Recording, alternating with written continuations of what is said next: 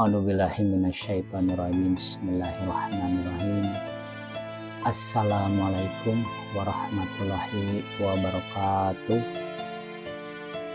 Pertama-tama mari kita panjatkan puji syukur kehadirat Allah Subhanahu wa taala yang mana kita masih bisa berjumpa kembali di channel Makrifat Android dan Sufi Akhir Zaman.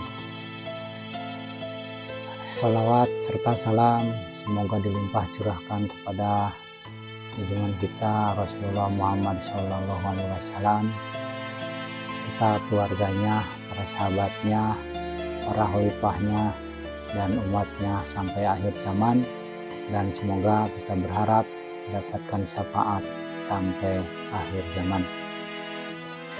Dan tak lupa saya haturkan salam hormat, salam takdim kepada yang mulia Ayahanda Tuan Guru Mursyid yang senantiasa selalu ada di depan kolbu membimbing ruhani di setiap langkah-langkah.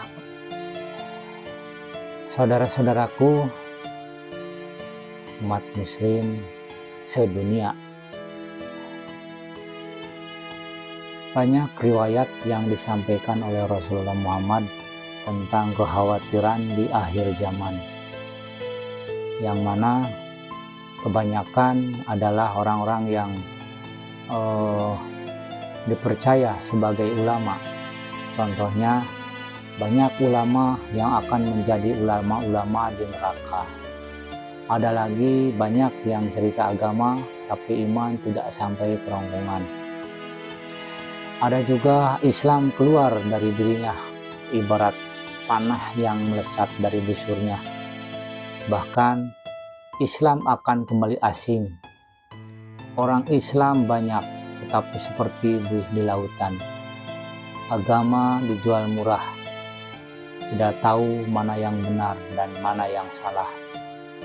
Dan banyak ulama-ulama yang disebut makhluk terjelek di muka bumi, itu adalah ulama suh. Itu pasti ada alasan Rasulullah menyampaikan kata-kata itu. Jadi siapakah yang harus kita percaya dengan kalimat-kalimat hadis-hadis yang disampaikan oleh Rasulullah? Nah, di sini kita sebagai umat akhir zaman sepatutnya kita mencari, mempelajari sebenarnya yang mana yang harus kita ikuti. Sayangnya kita dari kecil dicekoki pemahaman yang salah dari orang-orang yang tidak paham akan agama, oleh orang-orang yang dipercayai sebagai orang alim. Sesungguhnya agama adalah ma'rifatullah. Dibilangnya yang bisa mi'raj hanya Nabi Muhammad, padahal keterangannya ada as-sholatu mi'rajul mu'minin. Diajari bahwa Rasulullah telah tiada atau telah wafat, padahal ayatnya di Quran banyak, salah satunya seperti di surat At-Taubah 128. Nah, hal-hal semacam itu yang harus kita dapatkan pelajaran atau keterangan dari orang-orang yang dipercaya, seperti yang disampaikan bahwa Rasulullah telah berlindung atau telah wafat, padahal yang tadi disampaikan di surat At-Taubah 128 disebutkan Rasul telah datang kepadamu dari kalanganmu dan di zamanmu sendiri. Nah, dengan demikian contoh keterangan-keterangan yang lain juga seperti di surat Al-Imran 164, surat Al-An'am, masih banyak yang disampaikan bahwa Rasulullah ada di setiap zaman. Nah, untuk keterangan masalah Rasulullah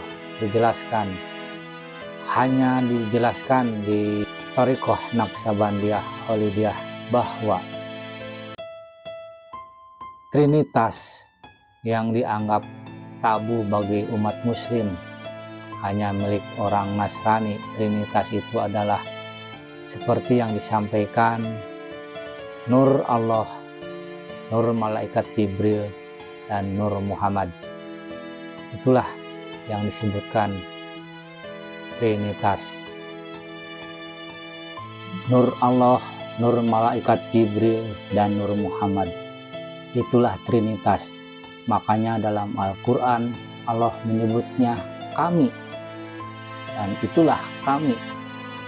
Di dalamnya 3 unsur yang tidak bisa dipisahkan.